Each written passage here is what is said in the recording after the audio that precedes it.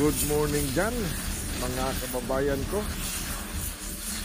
Today is the third day of Simbang Gabi na madaling araw po. Gising na po kayo, magsimba na. And this will be our 13th day of navigation towards Ulsan, South Korea. Maganda ang panahon. Nagbago yung rumbo ko o yung route ko.